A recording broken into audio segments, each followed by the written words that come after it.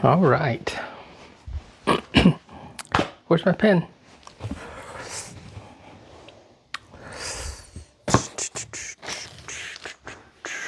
Where did the pen go? All right.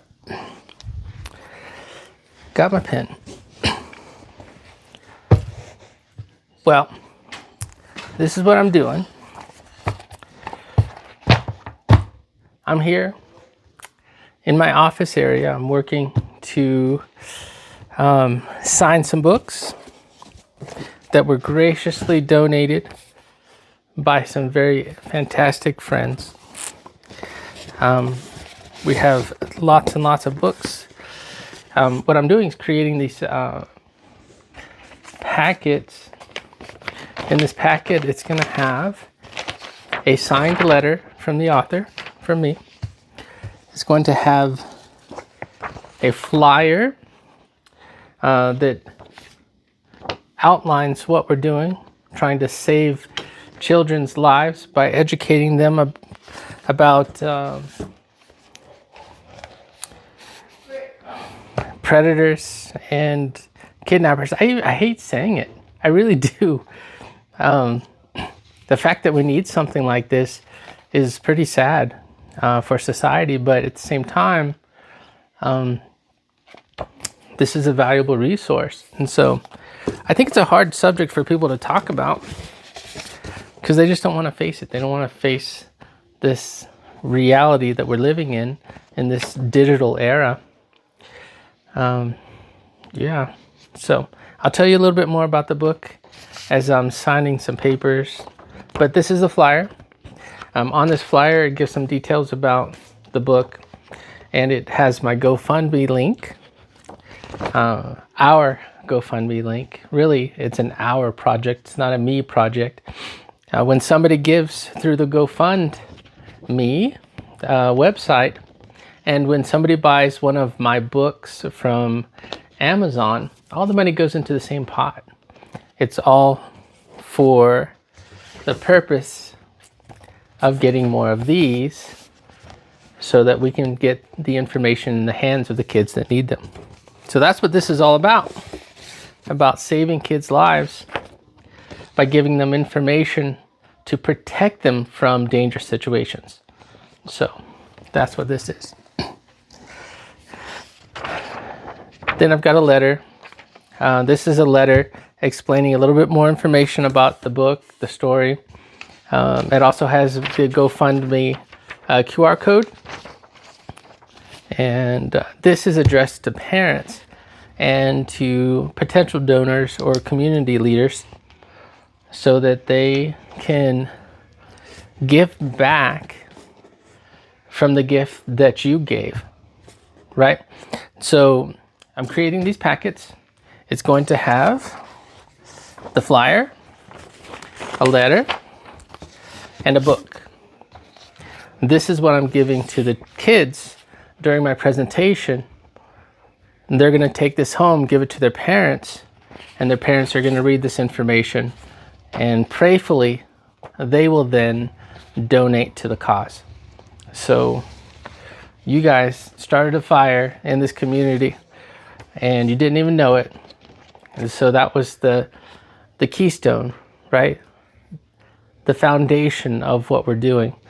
And this hopefully will generate future funds for what we're doing. So I'm super excited. What we're doing is super important. So while I'm signing some of these letters, let me give you some more information about the book. Why am I passionate about this? Pupster 2, Saving Sarah. What's it all about? And so this book is about this little girl. Her name is Sarah. She finds a dog, or she rescues a dog, and that dog's name is Pupster. Okay? In Pupster 1, that's what the story is about. It's a story about resilience, a story about overcoming obstacles and overcoming struggles. And Sarah is one of the main characters. It's Sarah and Pupster. And so it's a fantastic story with lots of ups and downs. It's an adventure story. It's set in a small town. And, it's a small town, small community. People know each other very well. They know what's going on in each other's lives. Very much like my hometown of Cambridge, Ohio. Everyone knows everybody, from the person living on First Street to the mayor. They're all connected in one way or another. So that's what the scenario is with Pupster. And so it's a very emotional tale leading to this moment where greed is overcome by love. I can't tell you much more without ruining the story. I wish everyone in the whole entire world would take the time to read Pupster, because it would, I don't know, I don't want to say it'll change your life, but it's a story that will stick with you. And it has so many lessons that it's just one of those stories that will be loved from generation to generation. So right now I'm using Pupster, the Pupster story. Actually, I should show you a copy of Pupster. Where's you at? Where are you at, Pupster? I've got Pupster 2. I don't know, he's around here somewhere. Anyways, I'm using the story of Pupster to try to help kids with dyslexia. And so I learned, and this is something that might be very interesting to you, especially if you have a child in your household that's dealing with dyslexia. I learned that one of the fonts that's easier for dyslexia students to read is Comic Sans, which is really cool because I used to love Comic Sans growing up. On my word processor on the computers, I would use it all the time.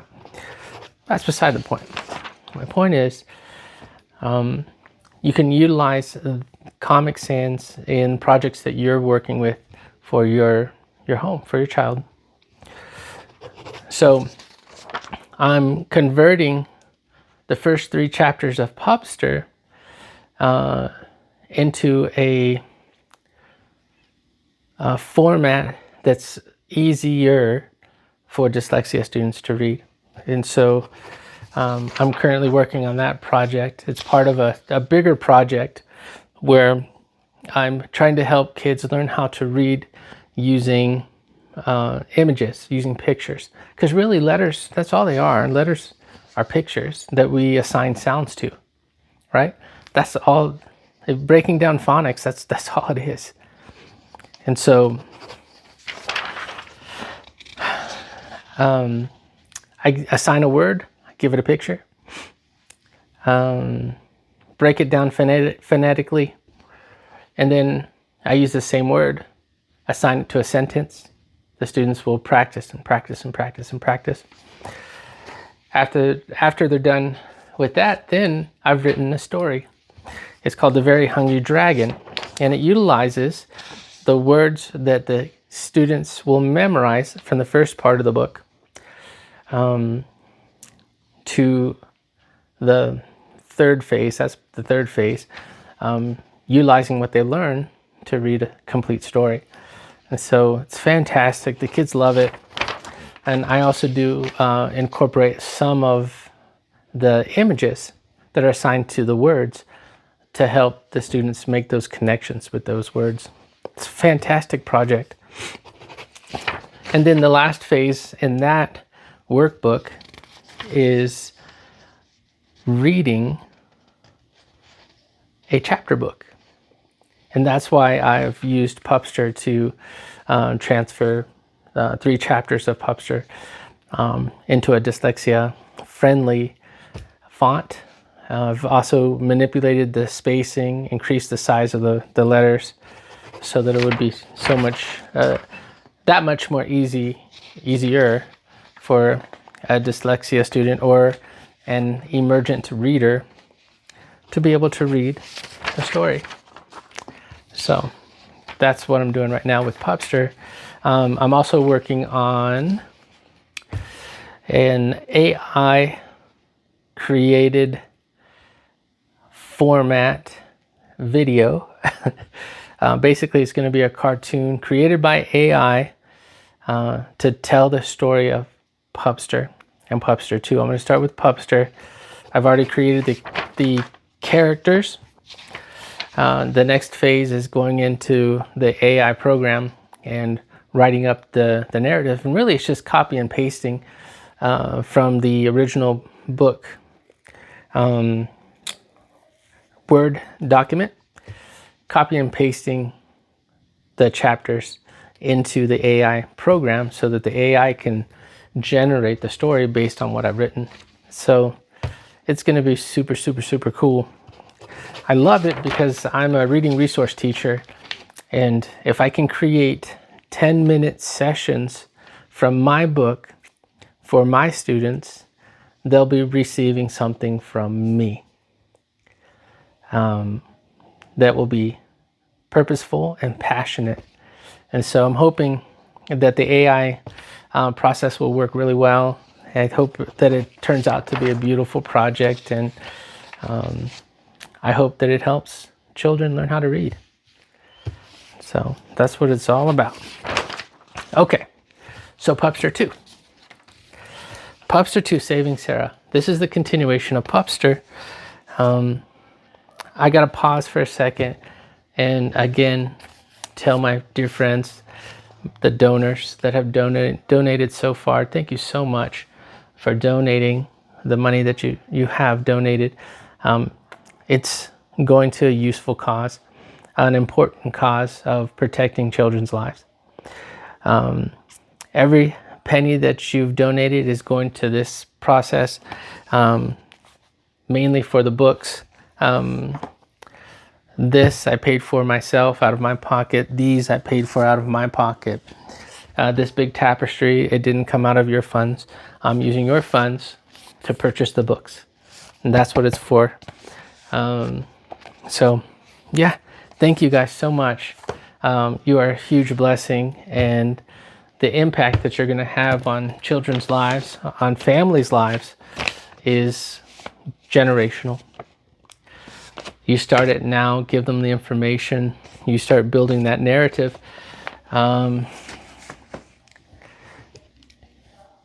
It becomes part of them, it becomes part of their story, and then they get to share the skills and the techniques and the lessons that they learn with their siblings. When they become adults, they can share it with their children. It's just a series of chain reactions that's going to change families' lives by protecting the kids.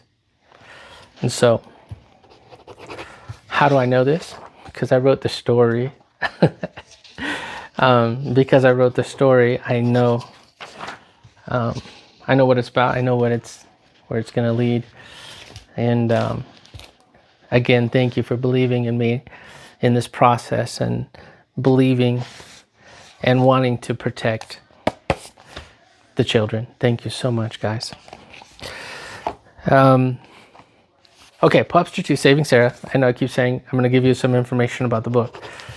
Okay, so Pupster 2, Saving Sarah. It's the continuation of Pupster 1. So at the end of Pupster 1, the two main characters, Pupster and Sarah, find themselves in a sticky situation where they get caught in a tornado. So Sarah and Pupster, they're walking home, and I can't tell you too much because I don't want to ruin the first book. I don't want to ruin or give you spoilers about the first book. Just know that they were walking home, and there's this wooded lot in between the main part of the city and where Sarah lives, and there was an old treehouse. Well, this tornado just comes out of nowhere, and Pupster and Sarah had to hide in the treehouse. And that's how the story ends.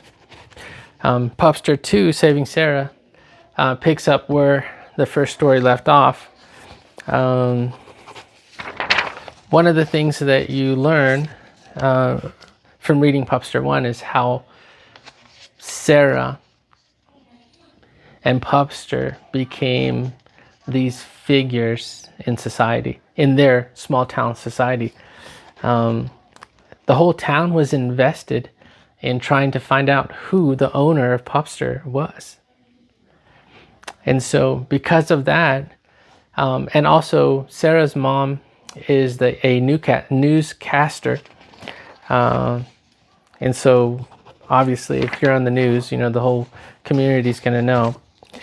And so Sarah's mom being a newscaster, their involvement with Pupster, and the community, pulling together and trying to help Sarah and her family, she became very, very well known. Okay. Because of that, her social media was blowing up. People were emailing her, family, people were sending Sarah messages, Instagram, TikTok, whatever. Use your imagination, whatever your kids are using, or what you're using now. Imagine that in this story, where, but multiply that by 1,000.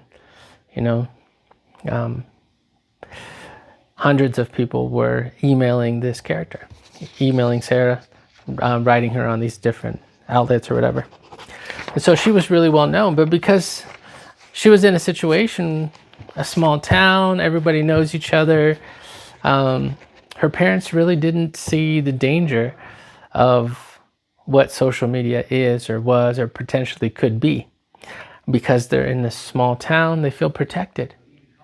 But in reality, even though you're in a small town, even though Sarah was in a small town,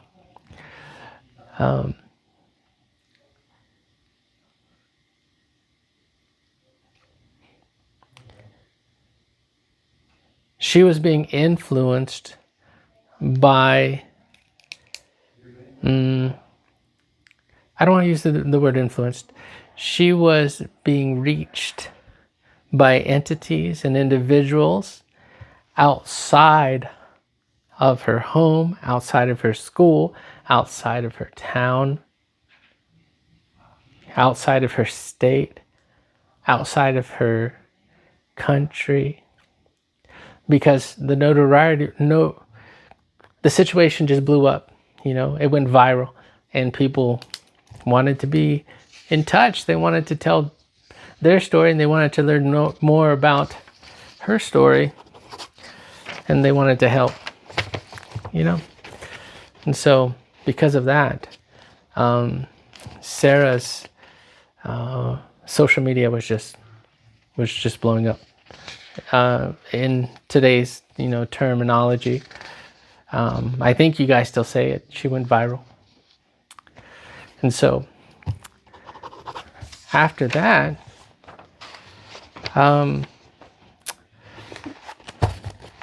the town went through the tornado situation. And because of the tornado situation, Sarah finds herself in a situation where she's receiving these cryptic messages from an individual that she doesn't know. The person sending her information that sounds like she could be from her school. It could be a classmate or somebody from a different grade. She's not 100% sure, but it does sound like it. There's spelling errors in the message, so she's not too alarmed. But after being rescued from the treehouse, Sarah finds herself in the hospital, and her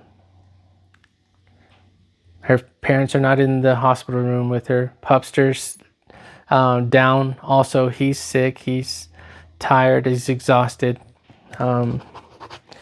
He's nowhere to be found because somebody's taking care of him. So she's alone in her hospital room.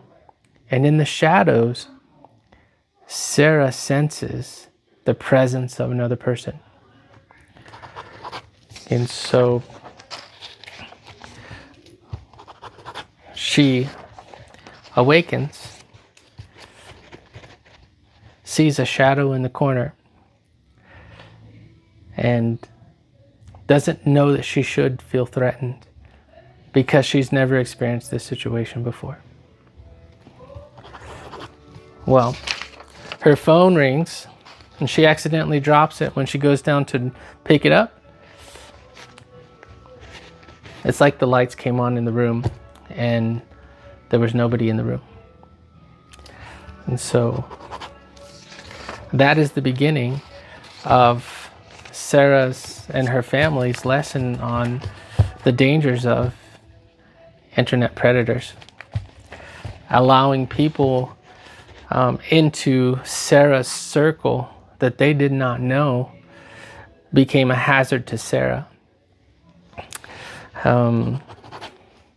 Hopefully this doesn't ruin the story, but that is the catalyst of Sarah getting kidnapped.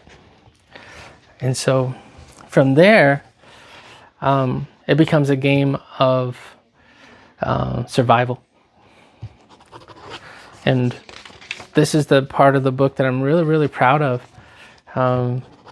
When I was in the military, I went through survival training. It was pretty intense. You know, not the most intense, probably like what SEAL Team 6 would go through, but you know, it was still pretty intense for an Air Force firefighter. But a lot of the lessons that I learned from my course, I put in here. And it's written so that a child can understand them in their own words. And it's written from a daughter-father perspective so that, you know, it doesn't take away from the purity of a child's youth. And so there's nothing bad about the story. There's no adult content, if that's what you're concerned about. Like, the story is a pure sad, sometimes scary story about humanity and the things that some people do, whether it's intended to hurt or not. You know, those things, when you inflict your will upon another person's life and that other person doesn't want their presence in their life, then that is obviously going to cause some kind of harm, you know. So yeah, that's about it. I can't tell you too much more about the story because I don't want to ruin it for you.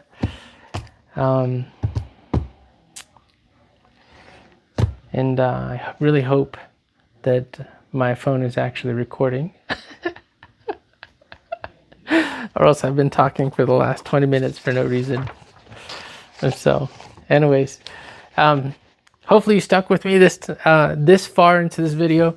I'm going to throw out this little shameless statement for YouTube. Please like the video. Please share the video with other parents. Please take the time to subscribe. For my donors, thank you so much for giving of your time, your energy, and your resources to help put this in the hands of the kids that need it the most. We're in the process of doing that, and it's going to happen.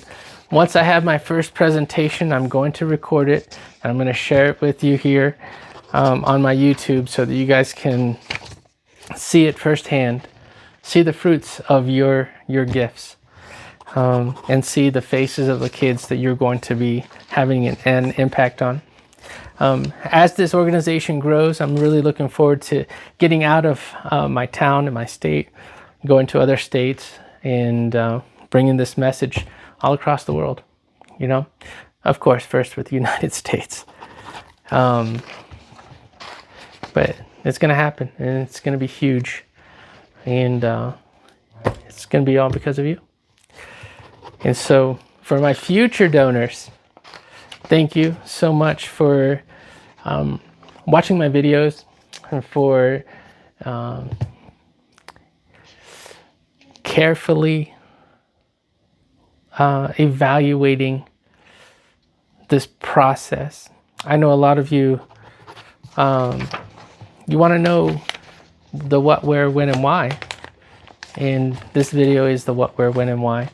I don't need these resources. Your gift is not coming to me. It's not adding to my finances. I live just fine. I don't need... I am not doing this because I need money. I'm doing this because I want to help children. I'm a father of 3 girls, and I understand the importance of getting this information into young children's minds and their hearts to protect them. And so that's what this is about. And so thank you. Thank you so much. I think that's about it. If you have any questions, feel free to reach out to me. TavioSotoOfficial@gmail.com. You can't see it right there. TavioSotoOfficial@gmail.com. Oh, so this is my new tapestry. I bought this because I thought I was going to use it for different events, but it's big. I think it's 10 by 8. It's not going to be used as a backdrop for like selling books, like book events. I can use it for major events so that if I have people that want to take pictures with me or whatever, it could be a backdrop for that. So that's still kind of cool. I'm pretty excited about that, but I didn't realize how big that was going to be. But I love it. It's really cool. But thank you so much. Again, thank you for your support. Thank you for subscribing and commenting and liking and sharing and all that jazz. But mostly, thank you for your gifts that enable me to purchase these books at cost so that we can buy them in bulk to get them in the hands of the kids that need them. That's about it. Have a blessed day. And again, thank you. Thank you, thank you, thank you.